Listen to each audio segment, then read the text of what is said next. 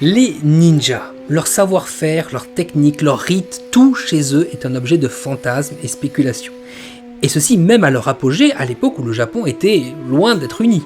Les ninjas apparaissent pour la première fois dans la culture occidentale dans le film James Bond On ne vit que 2 fois de 1967. Ce sera juste le temps d'une scène, mais il n'en fallait pas plus pour que le monde découvre ces guerriers de l'ombre. Mais déjà, c'est quoi un ninja ? On a retrouvé des textes de guerriers exécutant des missions spéciales désignées comme shinobi. Shinobi en japonais, c'est ça. Ce kanji signifie caché et endurant, et il peut se prononcer de 2 manières, shinobi à la japonaise ou nin à la chinoise. D'ailleurs, dans la version originale de Naruto, on parle tout autant de shinobi que de ninja, et c'est vraiment des synonymes.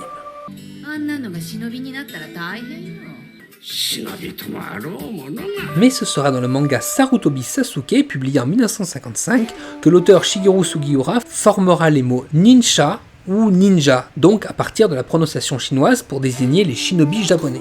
Sarutobi Sasuke, qui est un ninja fictif qui apparaît pour la première fois dans des contes pour enfants japonais durant l'ère Meiji. Mais il est possible qu'il soit inspiré d'une personne qui a réellement existé, un certain Kuzugi Sasuke, sur lequel on a très peu d'informations. Alors oui, je sais, on ne dit pas Sasuke, mais ces ninjas apparaissent à une période précise du Japon, l'ère Sengoku, qui s'étend de la fin du XVe siècle jusqu'au début du XVIIe siècle. À cette époque, le pays tout entier est fracturé en de multiples seigneuries dirigées par des daimos. Ces derniers ont recours à des guerriers sans maître, des voleurs, des bandits ou des pirates pour exécuter des missions moins nobles que celles des samouraïs. 2 régions sont davantage associées à ces opérations, Iga et Koka, étant proches de Kyoto, la capitale de l'époque. Ce qui est assez logique d'être proche du pouvoir quand on fait des assassinats politiques. Et c'était souvent politique. Alors en ce qui concerne les vêtements des ninjas, on a tous un peu une espèce de cliché avec la combinaison qui cache le nez, etc. Eh bien ça a jamais existé. Tout simplement parce que ce serait assez facile de les reconnaître. Combinaison, masqué de nez, oui c'est un ninja. Non, les ninjas s'habillaient comme des paysans, comme n'importe qui d'anonyme, tout simplement pour rester le plus discret possible. Mais alors d'où ça vient la combinaison machin ? Eh bien ça vient du théâtre kabuki, dans lequel les techniciens sont habillés justement comme ça et bougent les décors. Et dans une scène où il y a un ninja, eh bien c'est un technicien qui fait le rôle du ninja parce que le mec est en plein milieu de la scène et personne ne fait attention à lui. Et c'est une super idée de mise en scène. Et d'ailleurs c'est resté dans l'imaginaire collectif. Voilà. D'ailleurs, lorsque la période Sengoku prend fin en 1603 et qu'une dictature militaire est instaurée par le shogun, celui-ci engage d'anciens guerriers d'Iga et Koka pour faire de l'espionnage et de la surveillance. Et c'est à ce moment qu'on retrouve le terme de shinobi. Le premier animé parlant de ninja est l'adaptation du roman de 1955 Sarutobi Sasuke en 1959. Et c'est là, pour la première fois, qu'on voit un ninja avec des pouvoirs surnaturels, comme sauter à la cime des arbres, se transformer en d'autres personnes, ce qui rappelle certains autres ninjas. Et c'est vrai que le caractère surnaturel des ninjas est intrinsèquement lié à l'univers de Naruto. Par exemple, vous vous souvenez de ce qu'ils font avec leurs mains ? Ça vient d'où ? Ces signes représentent 9 symboles. Foudre, grand diamant, lion extérieur et intérieur, point de la sagesse, externe et interne, soleil et forme cachée. Alors si dans Naruto c'est pour déclencher des pouvoirs spéciaux, dans la réalité ça sert pour des rituels bouddhistes, ou pour faire des méditations assis bien confortablement. Donc pas du tout pour la baston. Le pouvoir de marcher sur l'eau. Alors rien à voir avec Jésus, enlevez-vous ça tout de suite de la tête. Ça s'inspire d'une invention pour traverser les douves des châteaux en secret qui apparaît dans le Mansen Shukai. Il s'agit d'une paire de chaussures flottantes grâce à une bouée.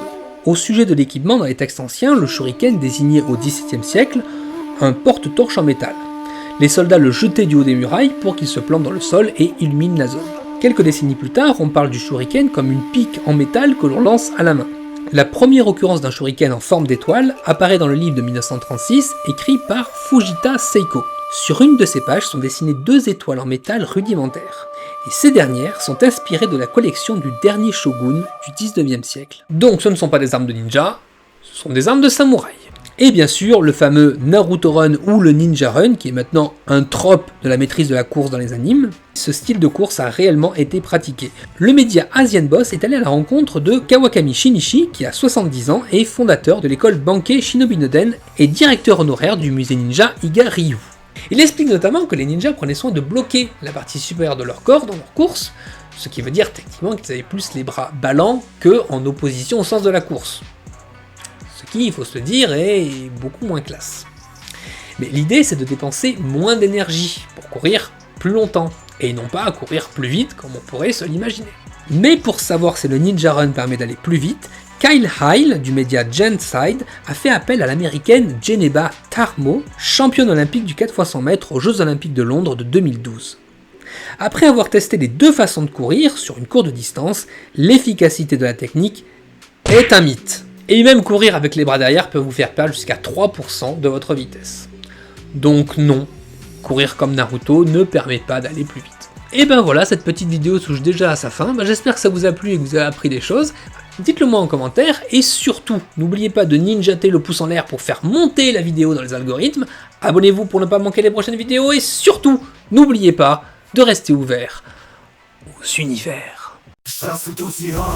L'ombre du corbeau, rival de Naruto, vaillant héros, cheveux sombres, regard brûlant dans l'univers ninja, il est dominant. Face à face, la bataille commence dans l'ombre, il déploie toute sa puissance, rapide et agile, il danse dans les airs, ses techniques mortelles font tomber la terre.